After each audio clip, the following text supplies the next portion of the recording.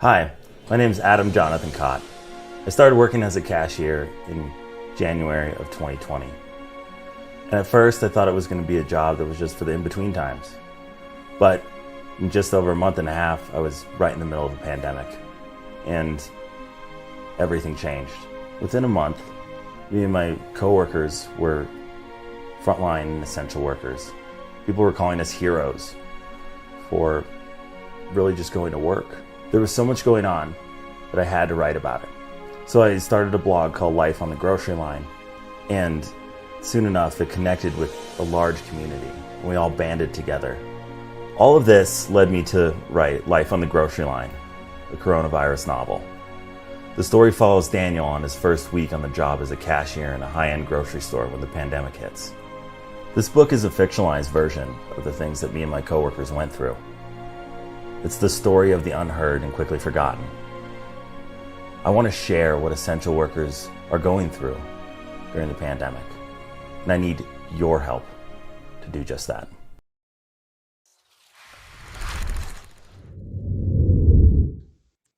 All right. Welcome, everyone. How is everybody this evening? I'm doing good. How about y'all? Excellent. We got Facebook and Twitch looks good. Sweet. Give everybody a chance. Things looking good so far. Give everybody a chance. Irish Connection is here. Good to see you, sir. Get everybody a minute to get caught up and whatnot. A little bit of a delay. Yeah, that was actually my first time seeing that trailer in props. Yeah, it was really good. Really good. Yeah, that was really good. I like that. All right, so let's go ahead and get started here. Ladies and gentlemen, this is a very special night. We have got Adam Kaat with us this evening. You see underneath his screen there, his book, Life on the Grocery Line. All of his social media is there listed on the right. In the description of the video, there's a link to purchase his book on Amazon. Before we get started, I read the book. I posted a review on Amazon. It hasn't went live yet, but before we get into this, I want to give everybody an idea of what I think and what I think everybody else should think as well. If you are a current or former retail grocery employee, this book is essential reading. As you progress through the story, you will find yourself feeling as if someone has written your autobiography for you, and in essence, the author has. The reference to interactions between customers and employees in the book will resonate with you on a personal level that you may have never experienced before. The writing is superb and does an excellent job in describing things we have experienced in the business in excellent detail. Adam has not only told a story close to him, but our stories as well. In the future, this should be required reading for all employees in the retail grocery industry as a primer to what you can expect working on the grocery line. 5 stars. Everybody go out and buy it. Excellent book. So having said that, Adam, welcome. Hi, everybody. Thanks for having me. Super excited.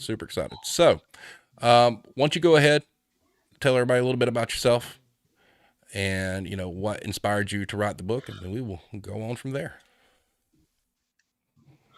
My name's Adam. I was working in the corporate life, like cubicle life, for about 10 years or so.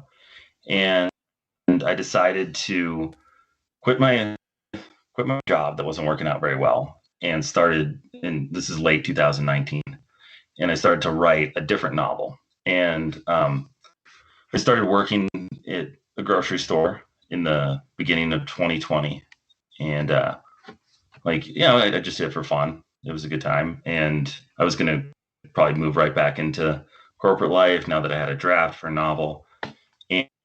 And then the pandemic hit and everything changed, and there weren't jobs available or anything. So to deal with the anxieties and the growing problems that was going around in the country, I decided to start blogging, and the blog did really well.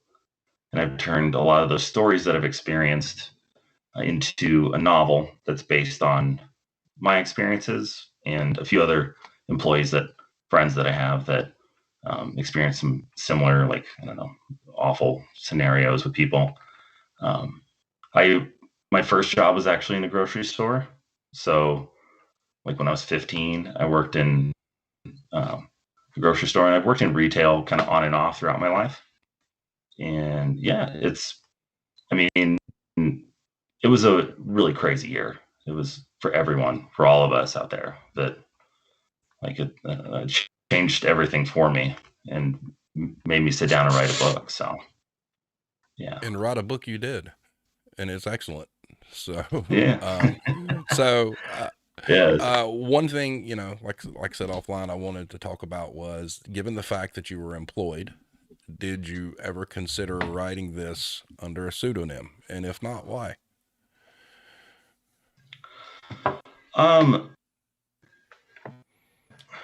Not really, honestly. Like, because I kept their name out of my mouth, I guess you could say, like the place where I work. And I don't know, I felt like I really wanted to be honest about it in every way. And it's honestly how I was feeling about the customers, the situation, what I observed. The pseudonym, I guess I doubt, like, maybe I should, but I don't know. I wasn't trying to hide from anything, or like I didn't.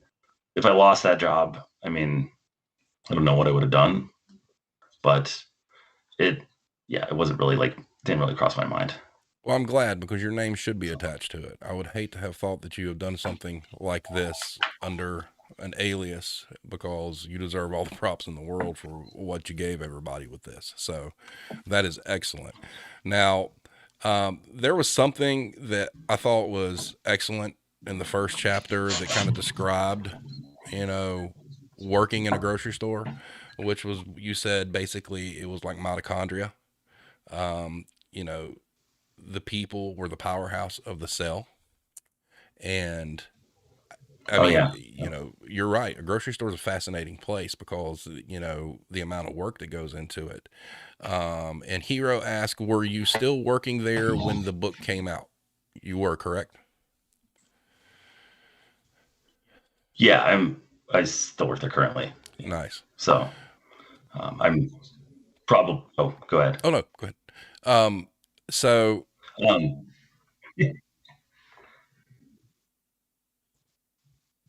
but the mitochondria part I thought was dead on. I mean, it is, because, you get your customers coming in like you described, and they don't understand, what's going into the day to day for these people just to come in and, treat people like garbage just to get these things that they think they need, that they may not, and the amount of work and sacrifice it actually takes, to keep a grocery store running. It's not like, there's just a bunch of people standing around. And so when you started there, did you start as a cashier, or did you start somewhere else? yes, I started as a cashier. Right. Go into the tell us about Dave's and Linda's.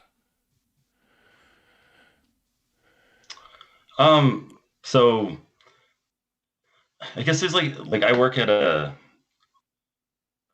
higher end, so it's a lot of organic stuff, and everything's kind of overpriced, frankly. I mean, you can get some good deals, but it's in the most affluent neighborhood in Denver. So you get a certain type of clientele, and you could see this like archetype kind of play out, like very, I would say like a Linda be, work from home mom sort of thing, that like, and there's nothing wrong with being a work from home mom, but or not work from home mom, but stay at home mom. And they, they probably have things like that, or enjoy a certain level of luxury, and it's a detachment from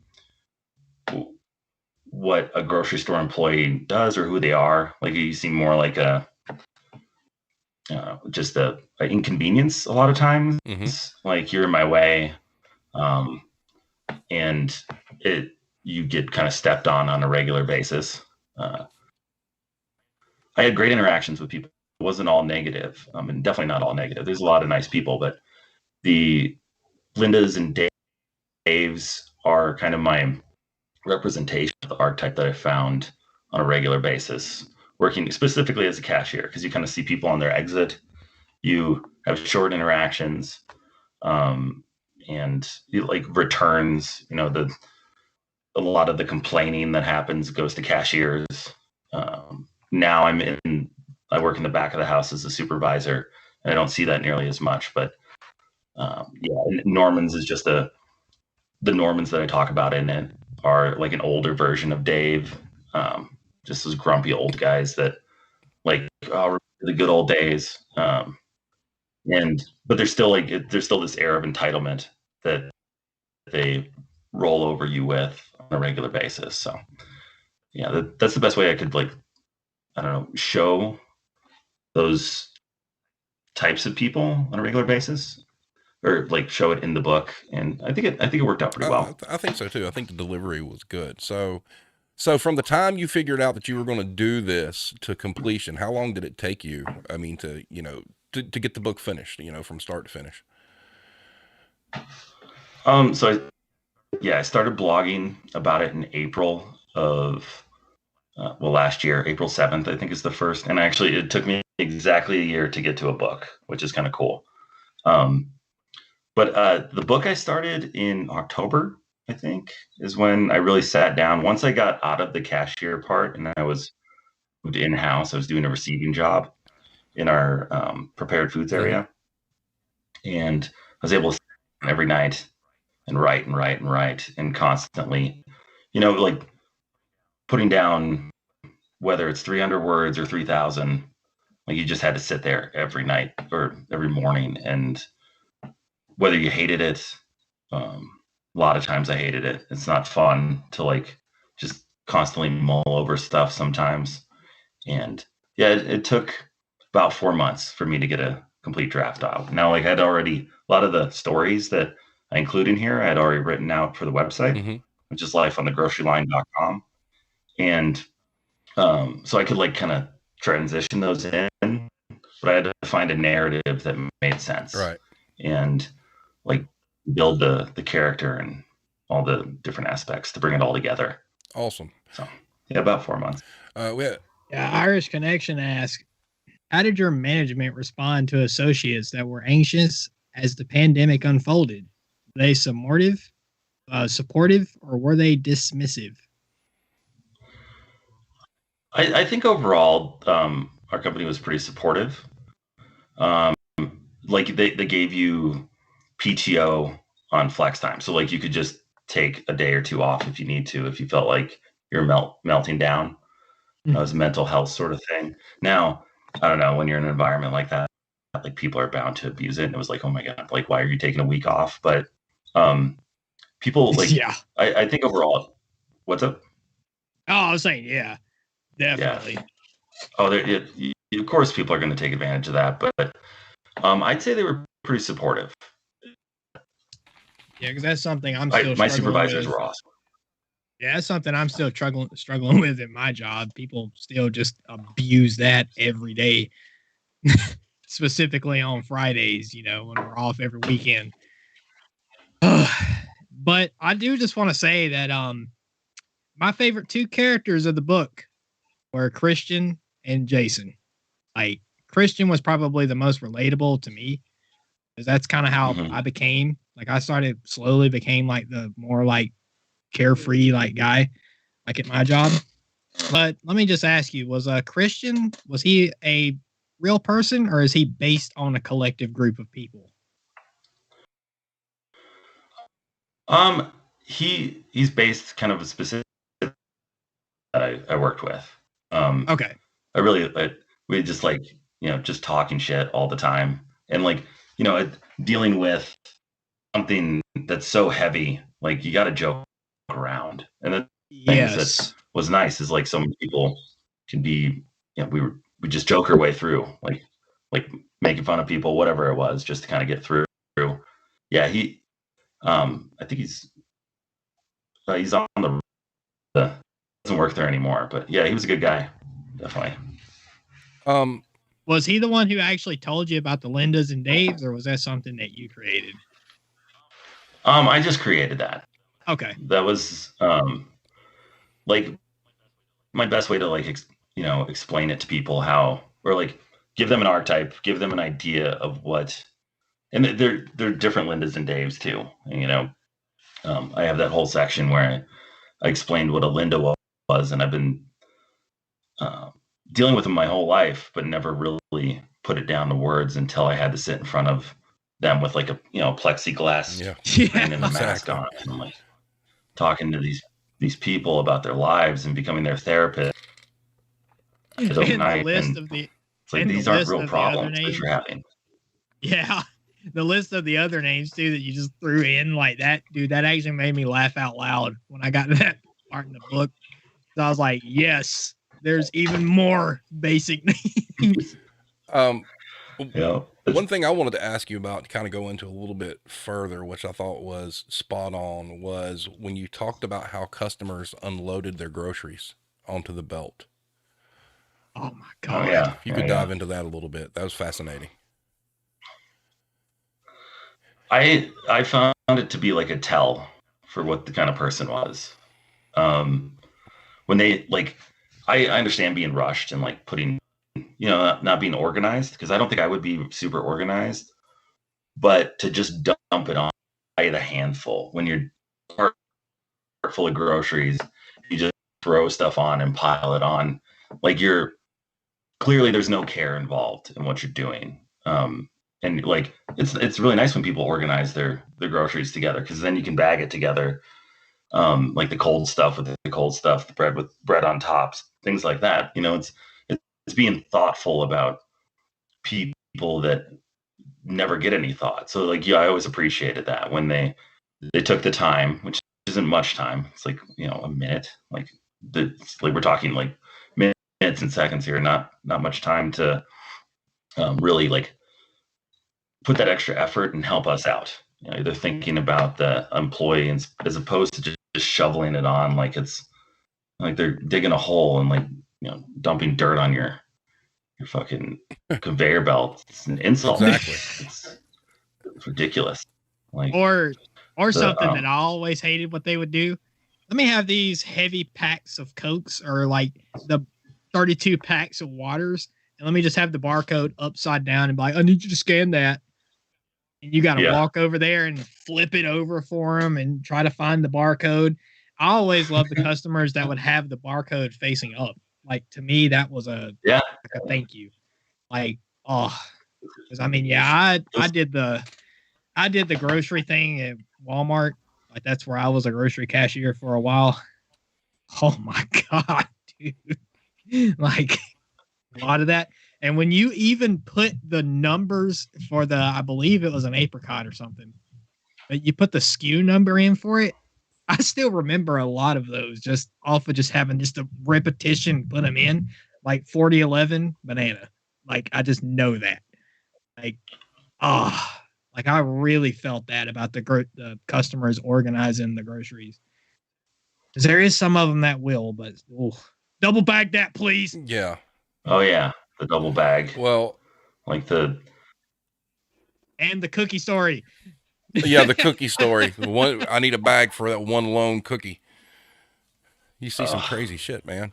Yeah, that really happened. That was a real thing that like almost verbatim happened like that. And I stared at him like he could read my eyes that I hated Well, it. Speaking of the hate thing, one of the best comments you had around the whole grocery cart and how they unload and whatnot was handing her receipt with hate in your heart was beautiful. So many of us have done that, handed a receipt with hate in our heart, wishing their car would explode on the way home. Perfectly described. I'd rather people be rude to me, like outright rude, than patronizing. Yes. Like, I found that so often as a cashier, especially at the beginning of the pandemic, was the you guys are so wonderful, and then like 2 weeks later, they don't even recognize you or talk to you in any manner. Just talk to me like I'm a human, like I'm doing a service. I'm here doing something. Like, that's all I really ask. And the patronization was just the hero. Oh yeah. And we were talking about that before we started the stream. I mean, you got these people coming in, oh, you're a hero for doing this. And while they're telling you that you're a hero, they're also telling you how shitty a job you have.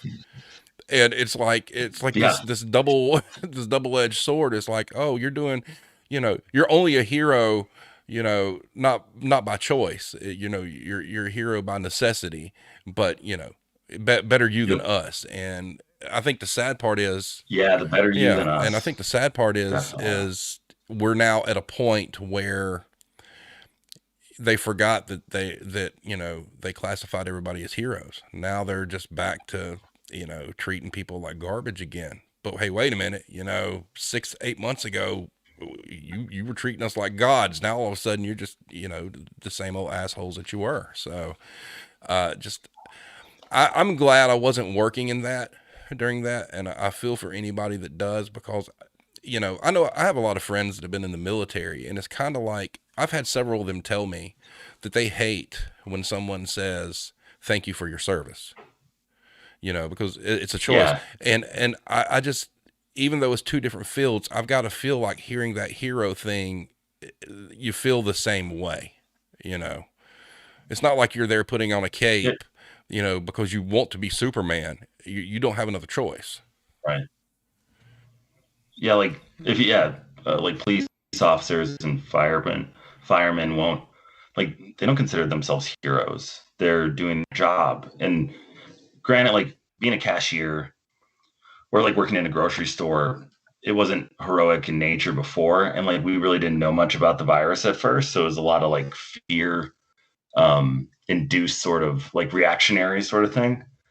But yeah, it's just, I don't know, like, a better way to handle that situation is not patronize and tell them they're a hero, but like just be nice and be helpful. Organize your groceries, like bag them your fucking self, like an adult, and do the little things. That was what I really liked, like the story about the brain surgeon. I was getting ready to ask you about that. Go into that. That is excellent. Okay. That's my, like, looking back, that's my favorite part in the book. It also, like, I did have I'm sure he still shops there. I just never see him, but he would, he has like 6 kids, so that's his normal routine. And he was one of the nicest people that I've ever ran across there. And it was really just so, like, such a high level job, but like so empathetic and understanding that, like, just have a good conversation, like go through the motions of, and he asks you about yourself, and just like good, just, I don't know, being a good person and not like thinking you're elevated, when he had a job that, there's probably like just a few thousand people in the world that can do that. Yep. It's incredibly impressive. And the thinking back on it, like that was one of my favorite interactions that I constantly have on a regular basis. It didn't happen for weeks. The explanation that he had about life being like a quilt, I thought was extremely profound and amazing, actually. It's patchwork, and Mm-hmm. people, they do all the different patches and whatnot, but they never finish the quilt.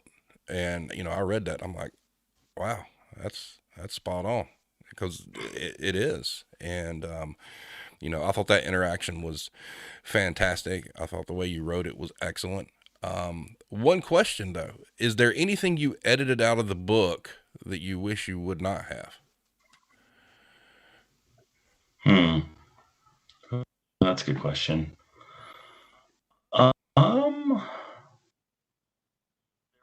This wasn't like no, not really. I don't think. I think my editor was pretty damn good with it.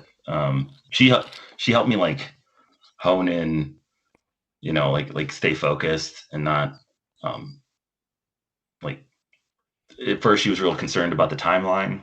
Like, this didn't happen on this date, but to me, from March to May, even almost all summer, there was no difference in, like, the time. It's all time just like blurred together. So that's why I go from lockdowns to riots.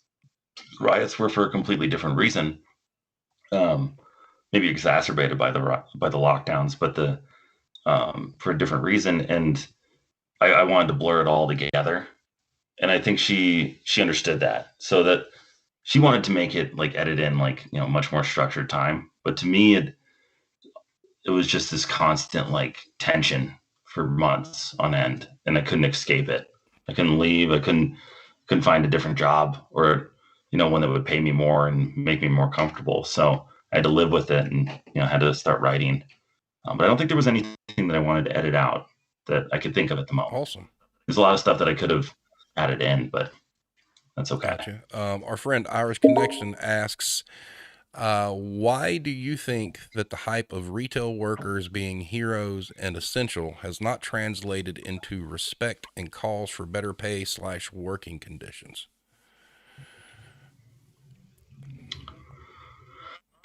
That's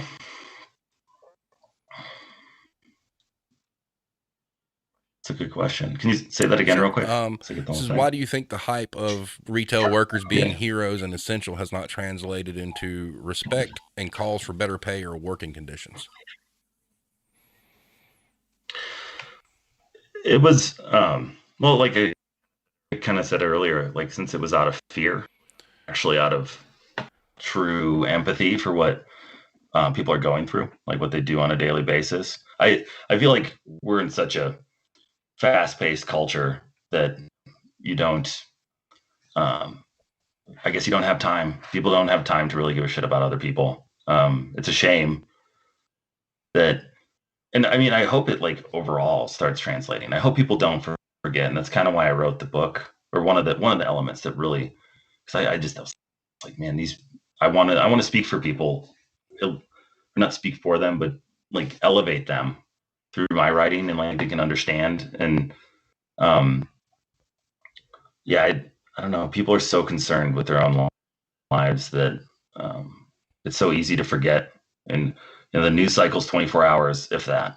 So we were lucky to get the 6 weeks of people giving a shit about us, and we'll see what happens in the future. I mean, I hope that it improves conditions overall, but it didn't surprise me that it just kind of fell off. Right. I mean, you look at what companies like Best Buy did, they bragged about raising wages and whatnot, and then all of a sudden turn around and laid off like half their entire workforce for the sake of money, basically. Yeah. And we got a question here from Michael LeBlanc Brandt.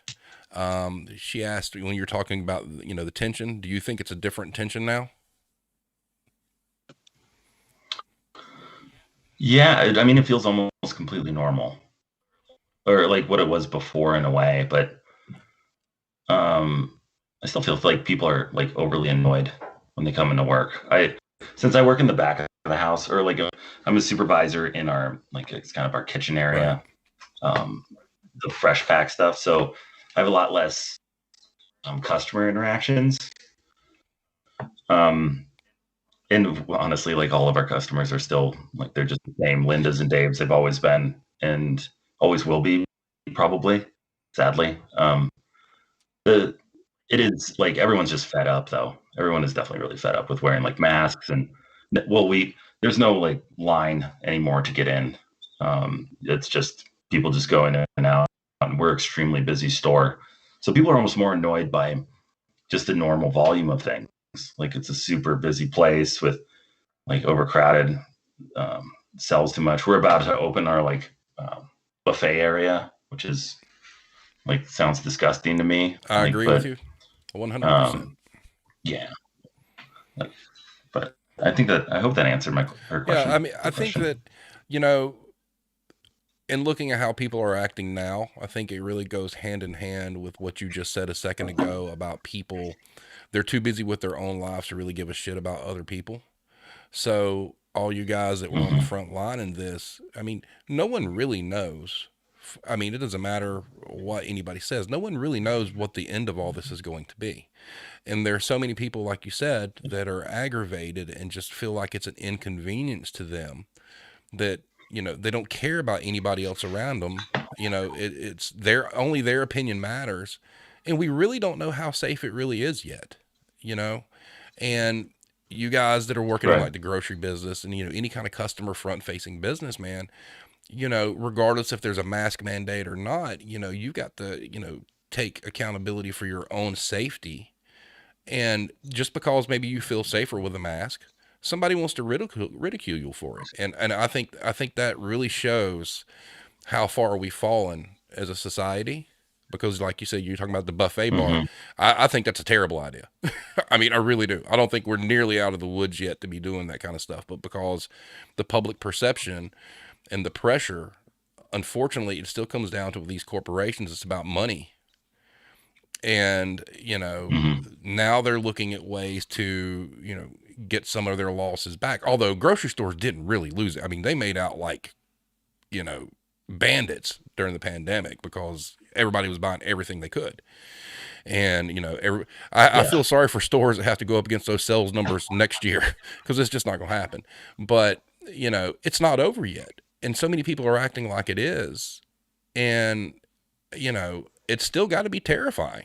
I mean, you can't trust people. I guess that's the sad part. You can't trust people to do the right thing. Yeah, like with the like buffet part, before buffets were gross. Okay, like I still would go eat at a buffet, like in Vegas or Right. something, but people like put their hand in that Exactly. stuff. It's not like nice, and then you just add the COVID factor on there, and you're like, no, why are we doing this? But yeah. Got another question here. Do you experience customers being more anxious and in a rush to leave even more now because they're now used to isolation and having things delivered to their door? So they hate the mundane things that used to be normal. That's a good question. Right. That's a good question. I'd even say like, because I was a cashier up till August of last year. Yeah, you would see that a little bit here and there, especially with the more elderly folks.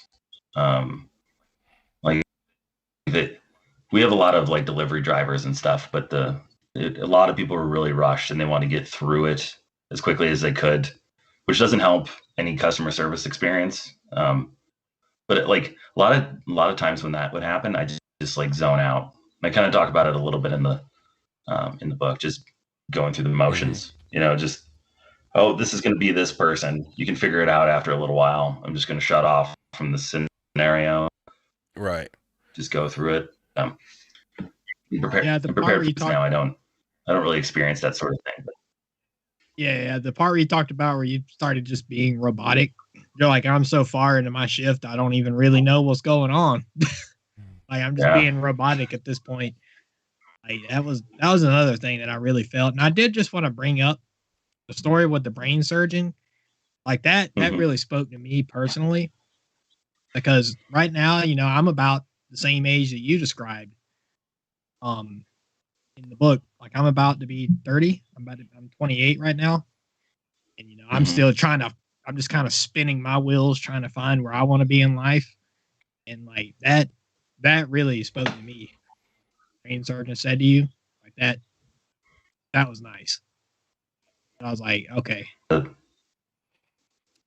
I get it. So let me ask you, since you were there, what were your thoughts when all hell broke loose and you're there and you hadn't been there real long and the floodgates opened? Mm-hmm. I mean, I can't imagine how difficult it was to go home every night and unwind from that. Yeah. Yeah, that's a fair amount of drinking.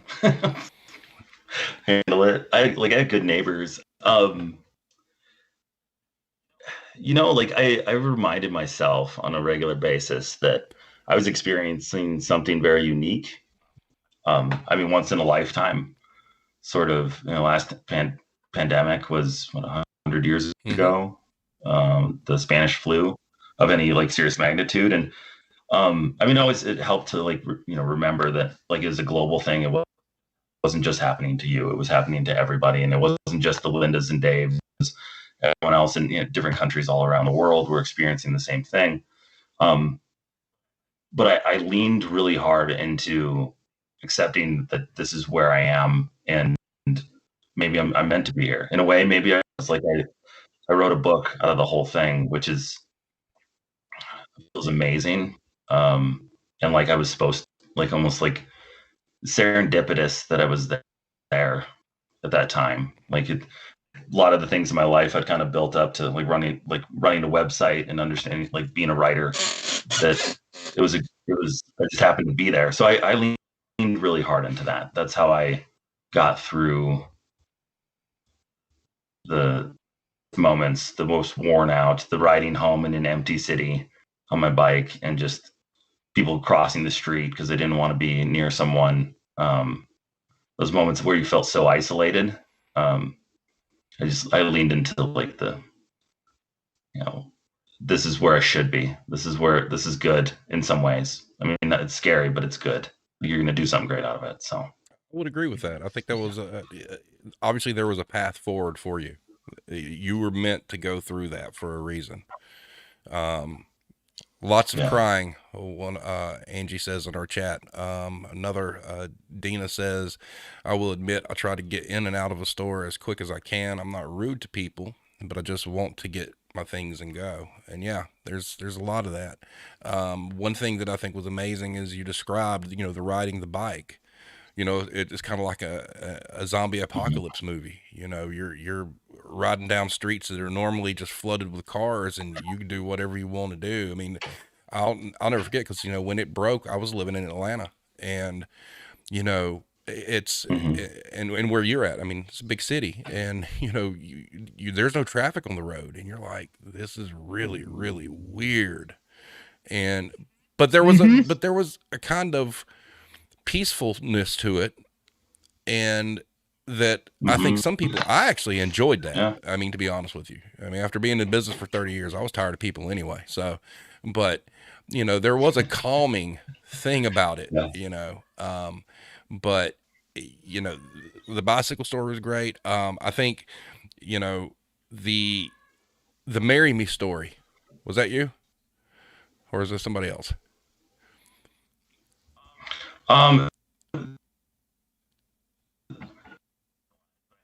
But I had this really long conversation with this pretty amazing woman that, like, the certain aspects of the career were definitely true to what she told me. Just a really impressive and outstandingly beautiful woman that, like, I was like, this is what I need to kind of pull away from all the anxiety and the troubling things that I was seeing around me. It was like, I get saved by a few conversations like that. And she was, I think where I placed it in the book was before the pandemic. I think I haven't read it in a little bit, but that was definitely a real interaction. I wanted to marry her. She had no idea, and she never wrote that letter. Well, you wrote that well. That was a great story. The whole lipstick on the paper, that was fantastic. Very well done, sir. I know, I was sitting there, I was like, smooth, brother. Yeah, that was. Yeah, that was dope. Another question from Irish Connection. What was the most surprising supply issue? Did you run out of anything that you didn't expect to? I think there's your segue. Toilet paper. Toilet paper was a big one. I mean, everyone ran out of toilet paper and paper towels, like paper products in general. Now, the store I'm at doesn't have like a lot of paper products, but like another weird one was yeast. And it makes sense to make bread, but like you can make bread if you're gonna be living in a bunker or something. But we didn't get yeast back for like 6 months. Wow. That was like, people would have, like, I think you get like 3 or something a pack, and they'd buy stacks of it. But like there was a moment there where everything was bare in the store. Like, it was impossible for a few weeks. Like the produce section, like, which doesn't make any sense. Bakery doesn't make any sense. Prepared foods was empty. Like all the the kombuchas and stuff like that, like the high-end drinks that we have, they're decimated. It's like, this doesn't make any sense, people. Like, and you could see like just the hoarding mentality that, I don't know, that's kind of scary to see. First thing is like, people just grabbing whatever they can just to grab it, basically. I'm sure at places like Walmart, they probably saw all sorts of crazy stuff, but oh no. yeah, what's it? Yeah, nah. Because I was just a customer because I was working for the shipping dock that I work for now. But yeah, no, even when I try to go out and just buy some spaghetti stuff, nothing. Rice was the big one. Angie here in the chat, canning jars. That would have been a big one too, especially here in the South. We've got a question from Kira. I hope I can ask this question. How did you deal with coworkers who didn't believe that what's going on in the world was really going on? Oh. I'm still dealing with that. Yeah, it's, it was, I don't know if I dealt with anyone that was I don't know, denying it or something. We all kind of had to face it head on. So you had to accept your reality pretty quick. That was one big lesson, is just living in the moment and accepting things, and don't get too involved, because otherwise if you get too much in your head and you're sitting there in your mask behind a fence basically the whole time, it would drive you nuts. So I don't think it really had a lot of people that were denying that this was going on, but there was a lot of melting down, a lot of very overwhelmed folks. I think managed to focus pretty well on this is where I need to be, and I reassured people that. But that's the only way I never called out. I never did the mental health thing, because I don't know, I saw something bigger in it, and I needed to be there and present in the moment. So yeah, I didn't have anyone that was a COVID denier or not believing what was going on, I guess. One of the more impressive parts in the books to me, because when I first started working retail and stuff, now I will just call out, because I'm but when I was in retail or whatnot, when you talked about, hey, you want to come in and work some extra hours tomorrow? In the book, you had just worked what was implied to be an open to close. And then the legendary Taint, went in and did it again the next day on your day off. Was that a real thing, or was that just part of the story? Because that was impressive to me. I went in quite a bit. So since it became unlimited overtime for a while, and there was also the mental health thing. So a lot of people calling out. Yeah. I really don't have the luxury to call out. That was the main reason I didn't, because I got to pay rent. Yeah. But I'd work overtime a lot. A lot of people work doubles, because they could.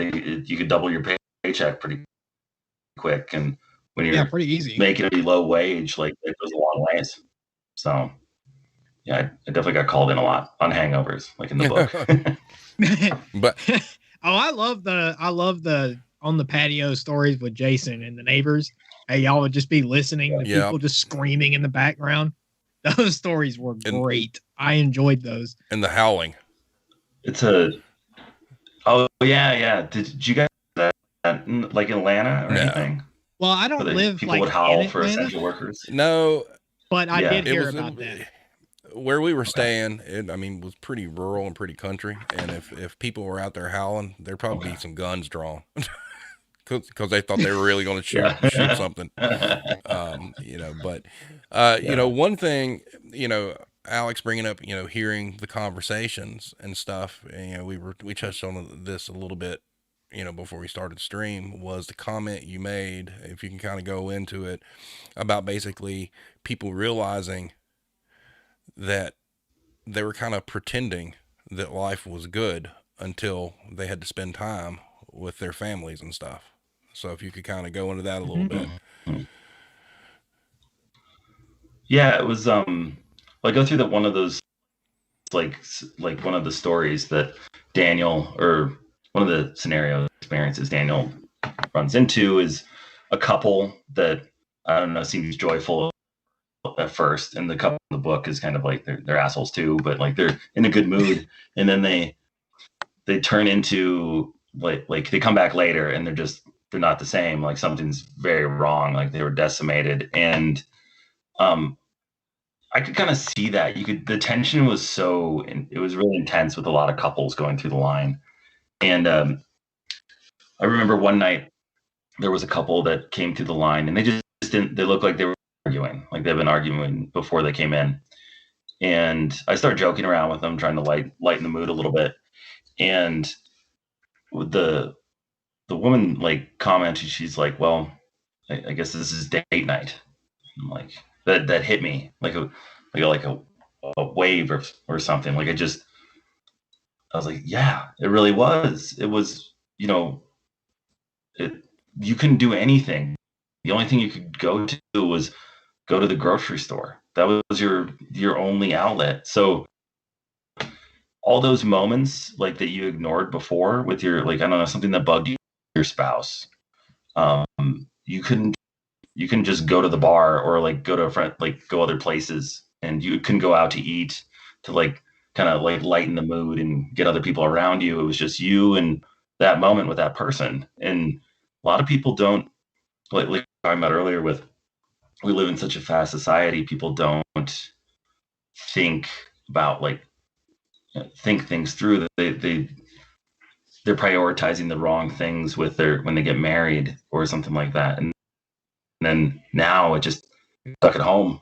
It rears its head. You have to look it square in the eye, like the things that you didn't like before, that you only saw them 2 hours a day. So it either strengthened you or it flattened you. And I have a few friends that are getting divorced. So, and I have friends that made it through, which is great. They had kids now that everyone was making babies, and now they're having them. So that's another thing. It's like, something so like massive and important, change your life either for the good or for negative, I guess. Right. So we got I do just got to say, just real quick, your inner monologues, like after hearing what a customer would have to say. Oh yeah, great. You're totally going to be one with the kid. You're going to have the kid on Thanksgiving, and that's going to be the kid over at the dad's Christmas. That was, dude, you're the monologues pretty dead on. Were so true. But we got another question. Do you think if the pandemic hadn't happened, would you still have written a book, or was the pandemic the catalyst to writing the book? I would have written the book. I was already at draft stage on a different one that's like might fit in actually down the line on this, because I feel like a sequel is necessary, and then there's also like a different story that goes for Daniel, that like a path. I don't really have it figured out because I don't know what I'm going to do with that old novel, but I would have written it. Like a few things happened. I had to stay home a lot. Yeah. And I'm a pretty outgoing person. So it forced my hand with that. And it also forced me emotionally, since I had to deal with all the things I was seeing and like grappling with the world. And you're talking about like looking on Twitter, which I talk about on the book, and like all the different scenarios, like, oh, your pets can give it to you, like people wearing masks during sex, stuff like that, like the weird stuff that came out, like it just makes you paranoid. And I've seen them making out before with their mask on. Wait, with the mask covering their mouth, or like as a chin? Yeah, no, on them, and they're just eating each other. Wow, that's weird. Oh my god, what? That's so strange. But you kind of can't stop staring at it, right? So it's like, oh my god. So no, I'd probably film that, honestly. Yeah, right. Well, it's like you had the story about the couple that decided to make out at the register. Yep. Yep. Yeah. I mean, there were people that just lost their mind during this stuff. I mean, it's like they used it as an excuse to get as crazy as they possibly could, and that's kind of scary in itself. It was like weird. Yep. Yeah. I do have a question though about the character of Daniel. Like, I've actually got a couple. And if you don't want to answer this and you want to save it for the sequel, I'm going to read your book for the sequel regardless. Same. Because I'm really into it. For question number 1, did the manager ever speak to Daniel about putting the boot on the customer's face? Was that a fever dream? Did that really happen? Or because I was just a little confused with that part of the book. I'd say that was imaginary. Okay. Yeah, because that's what I like thought. Yeah. At that And point, he was just so checked out that he's just imagining himself doing that kind of stuff. Yes. Yeah, okay. Exactly. And like I wanted the narrative to like really kind of not fizzle out, but like just become foggy and very like more attention ridden. At least that's what I was trying to do. And like the imagining scenes in a way, like the one with the two Lindas arguing and that was another one. You know, social distance. It doesn't seem real, and I don't think it should seem real. But it was like just how overwhelming everything became, and it became very insular, and you feel trapped, and like everyone's against you, and then all of a sudden they're buddy, like the contradiction in their actions and the way they speak. So yeah, that was. Because another thing that I'm sorry, I don't mean to keep interrupting you, man. I got like ADHD real bad. But as I was reading the book, you know, and the end of it, like the book like kind of ends on a cliffhanger, I feel, because he's like, I could have COVID. And then I was like, well, does he have COVID? And then like I was scrolling to the next page and I was like, no. Keep them wanting more. Good job. Yeah, because I was like, because if he was building it to where he caught COVID around like day 4 and was slowly getting the symptoms of like having like the foggy memories and shiz, because that's a real thing. I was like, okay, does he have it? And did a lot of this really happen? Because I was like, this is interesting. Right. Like I like this. But can you answer? Did he get COVID? Can't that might have to read the sequel. That might be, or no, I can't answer it. That's something that I probably would address in the second book. I'd say most likely not in that moment at least. Because it's I don't know if you've ever read Kafka. If you haven't, you should. Like Metamorphosis or The Trial. It's what I was trying to do is build it like how it feels, like the feeling you get from the writing. And a cliffhanger, in a way, kind of felt like the right way to finish it, because it we're a year and some months later from when that book would have ended, and nothing's really changed in some ways. Like the arguments are slightly different, but like I wanted it to like seem like, well, how does this end? It keeps going on and keep the reader thinking. Yeah, no, you did a really good job. You did a really good job with that ending, because I was in my brain all night just trying to piece it together, because I'm an overanalyzer like you. Like I overthink everything. So I was sitting there, I was like, okay, did Daniel get COVID and he got fired? Did Daniel actually get fired by the manager for arguing with the two Lindas? Is he just dreaming about stomping the customer's face? Did he really stomp the customer's face? Because also, and I just want to throw out, you know, a Mike. I took Mike as like the cool manager, like Steve here above me. Yay! Like Mike kind of reminded me a lot of Steve. So, yeah, but I like honestly, like all the managers, I think for the most part, were great people. Like the supervisors were really cool people. Oh yeah, actually, the guy that's based on just bought my book. So there you go. Oh my God, yes. It seems like you was very blessed with a good management team, at least, because oh boy. Yeah, some were not so lucky. Yeah. What was I going to ask you? While you were living this experience in your area of the country, did you have to hear or deal with several older people going through the whole, well, I'm old. If it's my time to die, it's my time to die mess? Not that I know. No, nothing I can think of. Like old people, there was like this, like they had hours for the older people that were like, they get an extra hour Right. early so they could come in. That was about the only interaction, and that was like, I mean, they were pretty happy about it for the most part. The ones that I interacted with, nothing stands out to me. Got another question here, But real quick. sure. Random, but do you like the field of retail in general, and did that affect how you felt through all of this? I like people. I find them fascinating.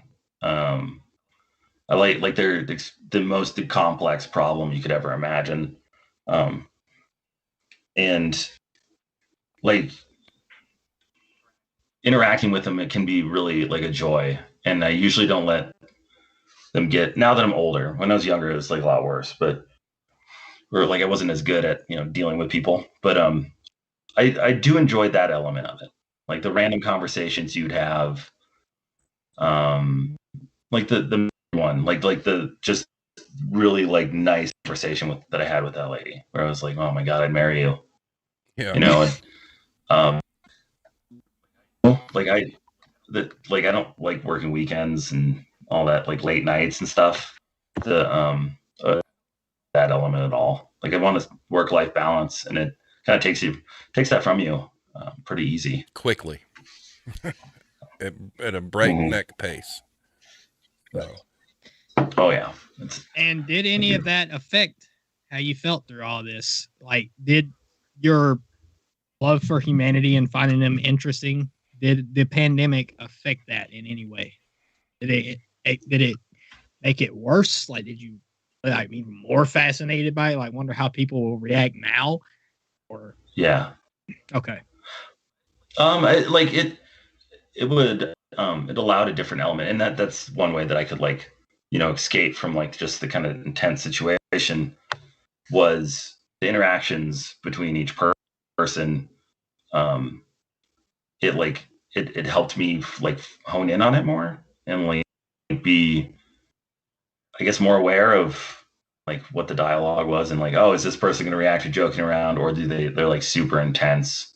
Do they have their mask below their nose? Yeah. Or do they not give a shit? Like all these different things, all the interesting parts of like that humans are so different. It exacerbated them, or like, that's not the word, but accentuated them. They made them, like, brought them to the surface. So you found out who people were a lot faster, I think. So yeah, it was good. It was good for that element. Yeah. I'm not going to lie. I almost used the word exacerbate earlier, but I was like, hey, we're talking to an author. I want to sound somewhat competent. But now I feel a little bit better about that, because your book was very well written. Liked it. Oh, thank you. Russell, people who are on that, I've lived my life, so F it. And those are the people you'll learn about the most first. Yes. Like, definitely. But yeah, anytime you want to come on the show, man, like you definitely seem to get retail just in general. Like, oh, I think the beautiful thing about your book is, kind of something we've touched on off and on through doing these episodes, is the one thing the pandemic did was it really, really put a magnifying glass on overall how poor the human condition is in this country right now. I think the pandemic, definitely magnified, disparities, and, the people that work on the front lines and whatnot, and what they have to deal with, and the people who really had it made and work for companies where, they were relatively safe. And, talking earlier about, the mental health time and whatnot, I know for me personally, I was really hoping that what would really come out of this is, grocery store employees, retail employees, that, they take a really good hard look at attendance policies going forward, and, giving people proper time off. It used to be, you know, if you were sick, you went to work. You know, it just didn't matter. You know, you get a manager on the phone. Oh, I'm running a fever, or I feel bad. Oh, well, get your ass to work. You know, kind of thing. And you got guilted Yeah. into working ill. And you know, my hope was that that would change. And in some companies it has, but most sadly it has not. And then you, on the flip side of it, you've got people that are working sick that shouldn't be because of that pressure. Mm-hmm. And they can't afford to lose the hours or whatnot. It's kind of like you were talking about, you know, working the double shifts and whatnot. You know, you weren't in a position really to say no. You needed the money. You know, that's how you paid your rent. And I was hopeful that going forward, it wouldn't be as punitive. But now, as things are starting to kind of calm down a little bit, we see that, you know, old ways are starting to come back. Yeah. Yeah. It definitely exacerbated, like there's a good time to use exacerbated. Yeah. Like the fragmentation in our society, like we're really not connected to each other in so many ways. And social media and things like that do that harm, really. Like it makes it worse. It allows you to be disconnected in a very unhealthy way, where you don't even, you're anonymous the whole time. And I'm disappointed too. I hope better for us. I want good things for us. I think humans are fascinating, and we're incredibly resilient. I looked at like some of my coworkers there. You know, they made it through like just the grueling days over and over again, and like thankless, but not, you know, or they got thanked, but not in like a real meaningful way. And it was a pizza party. Yeah, it was a. Yeah. Oh yeah, who doesn't want a good pizza party? All right, we got a couple more questions here. So before we wrap this up, Irish Connection, which by the way, he's dubbed Irish Connection because that's where he's at. He's staying up kind of late tonight to check you out, so that's awesome. Was in Ireland? Let's see here. His question, Alex, if you can see it better than I can because it scrolled down on me. Yeah, give me a second. I can read it. Just I got to pull up on YouTube. Oh, I got it. Hold on. Perfect. Okay. He said,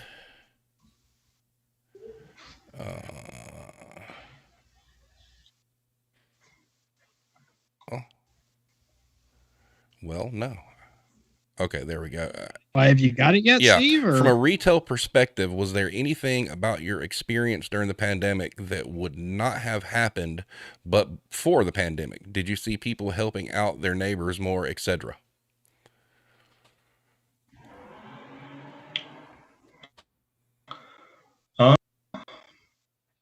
Actually, I felt like people helped out each other less when in the pandemic. Like at the beginning, everyone was just kind of like, I don't know, pretty fearful. And like, I talk about it a little bit where like you're avoiding others, like you like purposely walk around other people in a grocery store.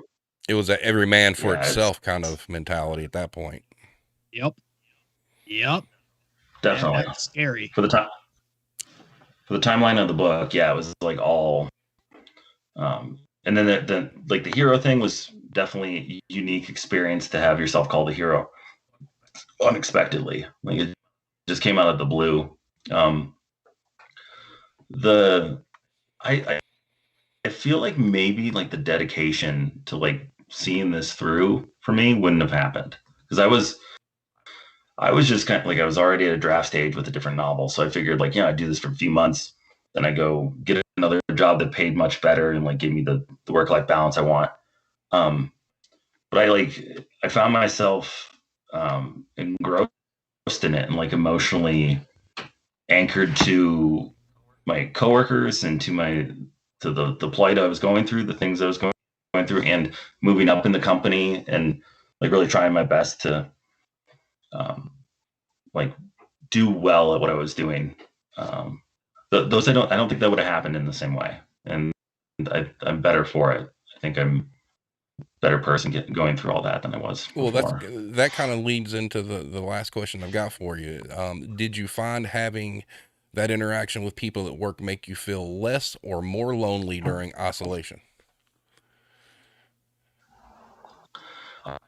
I'm grateful that I had to go into work.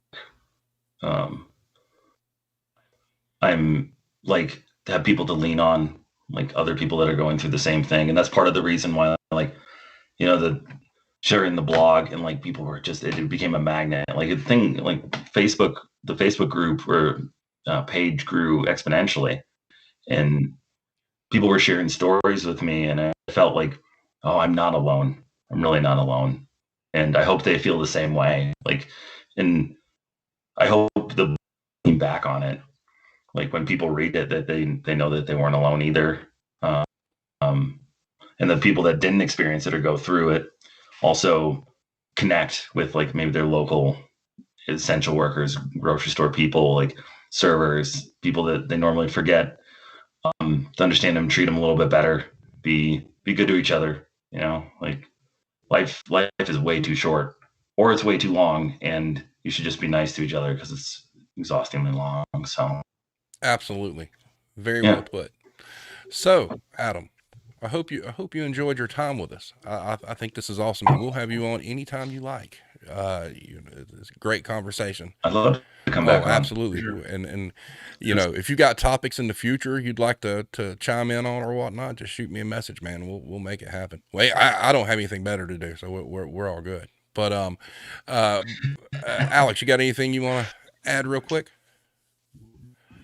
Oh yeah, no, it was great to have you on the show. But just know if you come back on the show and I get more and more comfortable, the filter slowly starts getting removed. So you're gonna hear me say a lot more wild stuff. Yeah, Alex get wound up on like G Fuel and start talking some weird shit. Oh, I drank an entire G Fuel. I drank an entire one, and it was like very difficult. And yes, we do have as posted in the chat, we do have a very interactive chat. And I'm thankful for the people that we have watching, and a lot of them, I've worked with. They've been in the business a long time. One of the reasons we do what we do is because I was looking for an outlet, to be able to kind of, defend employees, man, and the treatment that they get, especially during the pandemic. And, I haven't done any kind of episode on the pandemic or whatnot, and I'm glad I waited because I think, this was the perfect one to kind of venture into that. So I thank you so much for writing the book. And I'm definitely looking forward to a sequel. Hopefully maybe they make it into a movie. That'd be great. Real quick question. If they make they make it into a movie, who you going to pick to play yourself? Well, it's Daniel for one. Okay. So it's not me. Dude, I would be glad to play Daniel. Like, I would love to do it. I really appreciate you guys having me on. It means a lot to me.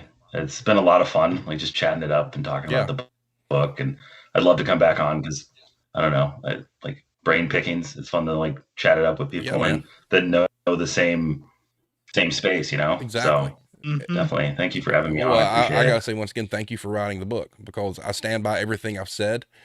There are faces and voices you can put to everything that you've got in that book that we've all experienced in our life. And it's like, I don't know how to describe it. It's almost like literary 3D or virtual reality. I don't know. Yeah. It's like it's like you immediately have this person you've had in your past that oh my God, that's Miss So-and-so, and you just have them in HD, like just in your face. Because I was like freaked out while I was reading because I was like, did this dude like somehow watch some of my customer experiences and just write it down? And that's why I feel like this is a very important book. I mean, because I think, like I said, being a musician, a million people will love it. You got to find those million people. But I'm telling you, man, you wrote something special for people that work in the business. Nobody else has done anything like it. I just got to say this real quick. Your story about the guy with the sandwich that walked up and was like, yeah, make me a sandwich. But when you got the manager, or when Daniel got the manager, I'm sorry, I keep on saying you, but when Daniel got the manager and he comes up and he's like, oh, no. I was just talking about this. And he's like, sandwich, bitch. Like when he walked off, dude, I've had that happen to me almost exact. I was like, freaked out by that because I was disappointed with that customer. I was like, you're gonna go ape shit on me, but then just go nice to my manager and make me look like an idiot. Like, yep, it happens. that right there, God, I felt that. All right. Oh, Yeah. Well, that is ultimate awesome. Norman. fantastic. And I don't know if you're able to see, I don't know if you're actually watching the stream, Adam, or not, but underneath your picture or whatnot in your feed, I've got your Instagram, your Facebook, and the lifeonthegroceryline.com address. It's, Awesome. and, you know, if we can get enough people collectively to, you know, grab your book, you know, then we can have one night where, you know, Alex and I just kind of shut up and let the chat just talk to you about it, you know, and I hope we get to that point. Yeah, that'd be because awesome. I think that I honestly believe that this book should be in every damn grocery store across the country, period. I mean, and even if it has to get smuggled in, you know, and hid, you know, instead of going and crying in the freezer, hardback form, you know, it's when I see it in hardback form, I'm buying it. So, want but it. thank you so much for being on, man. This is great. You know, I hope to see you on TV soon. I hope to see this thing spread. I think if you get it in front of the right people, you're going to institute some really, really good change for a whole bunch of people. So thank you for being here. Well, awesome. Thanks for having me. I appreciate it. All right, guys. So I don't know what we're doing next Wednesday night. I'll let you know. I don't know what Monday night's going to do. Everybody. We know all his social media is right there. I've got a link to Amazon for you to go purchase the book. Go buy the damn thing. It's worth it. It's really and truly, you can almost consider a historical document for what all of us have been through. So go do it. There he is. Life on the Grocery Line. Good deal. All right, everybody. Everybody have a great night, and we will see you next time. Thanks.